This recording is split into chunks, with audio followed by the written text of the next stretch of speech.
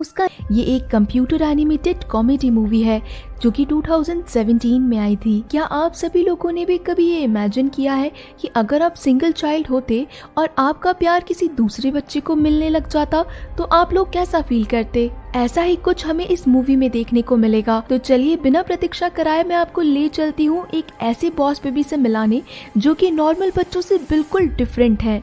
Movie के starting में हम देखते हैं कि एक टिम नाम का बच्चा था जिसकी अपनी ही इमेजिनरी दुनिया थी जहाँ पे वो हर एक चीज के अंदर अलग अलग कार्टून्स को भी इंक्लूड करता था अपनी रेगुलर लाइफ में।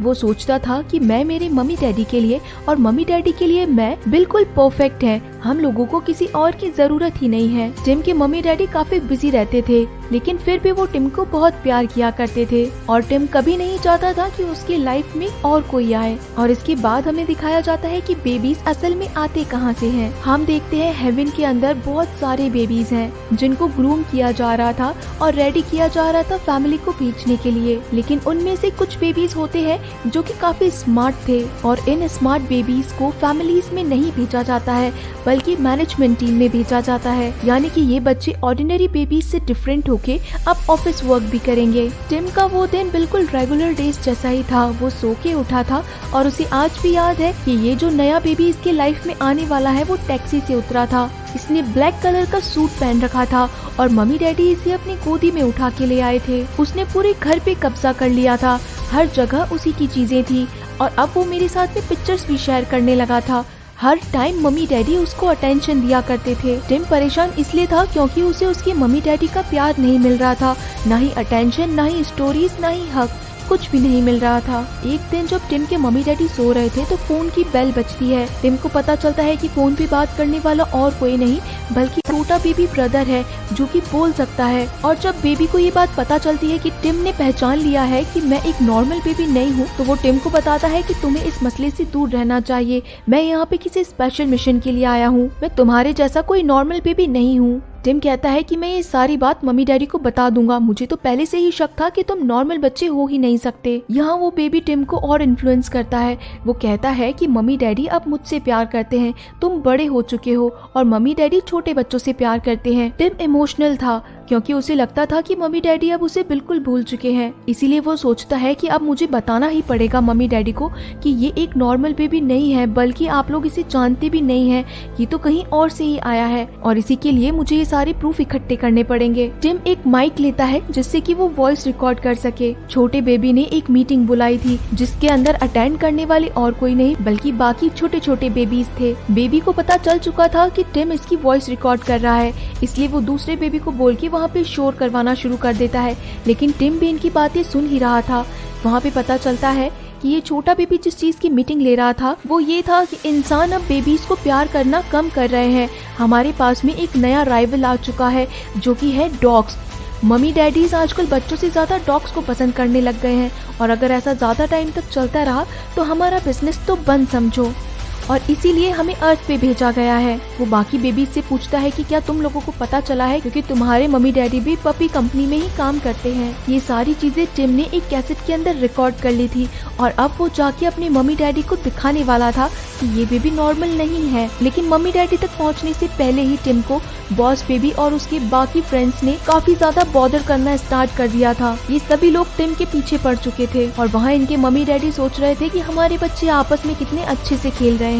एक टाइम ऐसा आता है कि टिम के हाथ में कैसेट थी और उसने अपने भाई यानी कि बॉस बेबी को ऑलमोस्ट उठा के विंडो से बाहर फेंकने वाला था और तभी वहाँ पे टिम की मम्मी और डैडी पहुँच जाते हैं। बाहर विंडो से बेबी गिरने वाला था लेकिन बेबी की बजाय वो कैसेट गिर जाता है और वो कैसेट टूट भी जाता है। टिम बताने की कोशिश भी करता है कि मुझे आप लोगों को कुछ बताना है लेकिन टिम के मम्मी डैडी बहुत ज्यादा गुस्से में आ जाते हैं कि तुम अपने छोटे भाई से बहुत ज्यादा लड़ाई करते हो, इसीलिए आज से तुम्हारा बाहर घूमना फिरना बिल्कुल बंद, अब से तुम अकेले रहोगे। टिम ऐसा फील करता है कि जैसे उसे जेल में बंद कर दिया हो और वो एक प्रिजनर हो। टिम को ऐसा अकेला देख वहाँ पे बॉस बेबी आता है। वो सोचता है कि मुझे बुरा तो लग रहा है तुम्हारे लिए लेकिन मैं क्या कर सकता हूँ, मुझे भी मेरा काम करना ही है। तो टिम पूछता है कि आखिर तुम्हारा काम क्या है, तुम कहाँ से आए हो और किसके लिए काम करते हो। और तभी वहाँ पे बॉस बेबी टिम को अपने साथ अपनी दुनिया में ले चलता है जहाँ पे टिम और बॉस बेबी इनविजिबल थे। वो हर किसी को देख सकते थे लेकिन कोई भी इन्हें नहीं देख सकता था।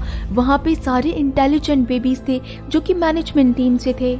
बॉस बेबी बताता है कि हम सब लोगों का यहाँ पे काम चल रहा है जिसके अंदर हम लोगों को ये इन्वेस्टिगेट करना है कि लोग आजकल बच्चों से ज्यादा डॉग से प्यार कर रहे हैं और इसी मिशन के लिए मुझे फैमिली में भेजा गया है। यहाँ पे बॉस बेबी लेजेंडरी बेबीज की पिक्चर्स दिखाता है टिम को और बताता है कि ये मेरे आइडल हैं, मुझे इन्हीं के जैसे बनना है ताकि मुझे भी मेरा पर्सनल कैबिन मिल सके। और इसके बाद में वहाँ पे एक चिल्लाती हुई सी बेबी घूम रही थी।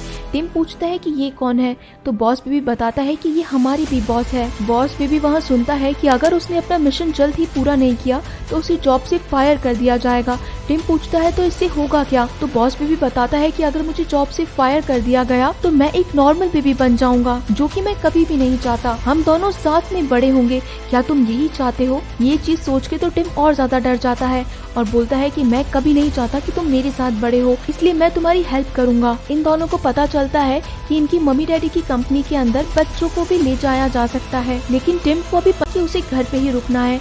इसलिए ये दोनों अपनी मम्मी डैडी को दिखाने की कोशिश करते हैं कि ये दोनों ब्रदर्स आपस में खुश हैं, कि ना तो ये दोनों एक दूसरे से लड़ाई कर रहे हैं बल्कि बड़ा भाई अपने छोटे भाई की केयर कर रहा है। और फाइनली अब टिम के मम्मी डैडी मान जाते हैं कि टिम अब एक अच्छा लड़का बन चुका है जो कि अपने छोटे बेबी से झगड़ा नहीं करता है। और अब ये दोनों अपनी मम्मी डैडी के साथ में इनकी कंपनी में जाने वाले थे। ये दोनों एक दूसरे को रेडी करते हैं और पहुंच जाते हैं इनकी मम्मी डैडी यानी कि पपी को कंपनी में, जहां पे इन दोनों को वो फाइल ढूंढनी थी जो कि इस कंपनी का न्यू लॉन्च मिशन था। ये दोनों छुपते छुपाते एक सीक्रेट रूम में पहुंच जाते हैं जहां पे इन्हें न्यू मिशन की फाइल मिल भी जाती है, लेकिन वो सब एक ट्रैप था जो कि फ्रांसिस ने बनाया था। बॉस बेबी को पता चलता है कि ये फ्रांसिस और कोई नहीं बल्कि वही आइडल बेबी था जिसे ये फॉलो किया करता था। फ्रांसिस बताता है कि ये सब एक ट्रैप था तुम दोनों को यहाँ पे लाने का।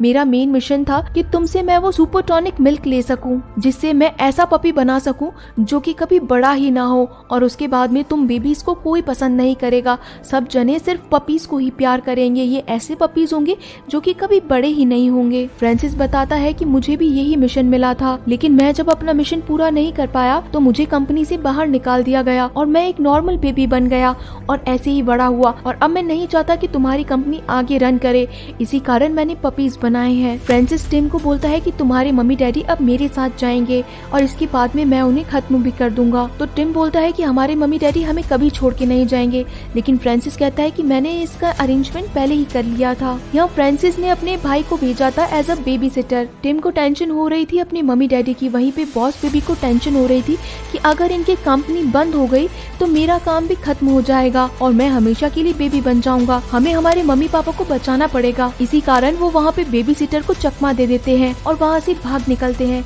लेकिन बेबी सिटर ने अभी भी इनका पीछा नहीं छोड़ा था। बॉस बेबी अपने बाकी फ्रेंड्स को कॉल करता है और उन्हें अपनी हेल्प के लिए बुलाता है। सारे छोटे बेबीज बेबी सिटर को बहुत परेशान करते हैं। यहाँ पे टिम अभी तक साइकिल पूरी तरीके से चलाना नहीं सीखा था, लेकिन अब उसे एयरपोर्ट काफी जल्दी पहुँचना था अपने मम्मी डैडी के पास में, इसलिए वो जल्दी से एयरपोर्ट साइकिल चला के पहुँच जाता है। जब ये लोग एयरपोर्ट पहुँचते हैं तो वहाँ पे फ्रांसिस इन्हें देख लेता है और फटाफट से टिम के मम्मी डैडी को एरोप्लेन में बिठा देता है।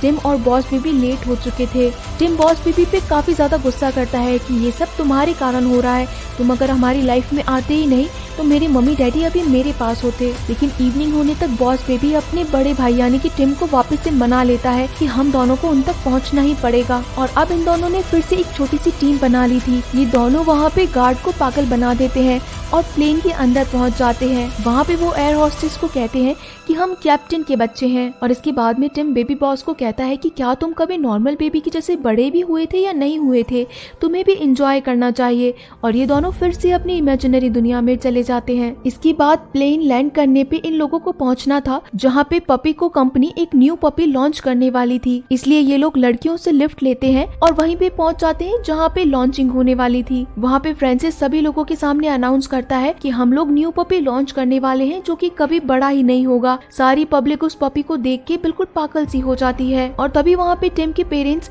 टिम को और उसके छोटे बेबी को देख लेते हैं, लेकिन फ्रांसिस उन्हें बैग में पैक कर देता है। वहाँ पे एक रॉकेट भी लॉन्च होने वाला था, इसलिए टिम और बॉस बेबी वहीं पे पहुँच जाते हैं क्योंकि फ्रांसिस ने टिम की मम्मी और डैडी को उसी रॉकेट के नीचे रख रखा था। यहाँ पे इनके पीछे पीछे वो बेबी सिटर भी काफी दूर तक आ गया था। फ्रांसिस ने वो रॉकेट लॉन्च कर दिया था और वो रॉकेट सिर्फ 2 मिनट में लॉन्च होने वाला था। यहाँ पे बॉस बेबी का सुपर टॉनिक भी फ्रांसिस ने ले लिया था, इसी कारण वो बीच बीच में छोटा बच्चा वापस से बन रहा था। अब यहाँ पे टिम सोचता है कि हमारे मम्मी डैडी को और कोई नहीं बल्कि ये पपीज ही बचाएंगे। इसी कारण वो लोग प्लेन का मेन डोर ओपन कर देते हैं और वहाँ से सारे पपीज नीचे निकल आते हैं, जिससे वो सारे डॉग्स टिम के मम्मी डैडी को काफी दूर ले जाते हैं। लेकिन बॉस बेबी ने काफी देर तक अपना सुपर टॉनिक मिल्क नहीं पिया था, इसी कारण वो एक कैजुअल बेबी बन गया था और वहाँ से नीचे नहीं आ रहा था कि तभी वहाँ पे टिम बॉस बेबी को सॉन्ग सुनाने लगता है और इसी कारण बॉस बेबी टिम के ऊपर जंप कर जाता है। यहाँ पे फ्रांसिस भी उसी सुपर टॉनिक मिल्क के अंदर गिर जाता है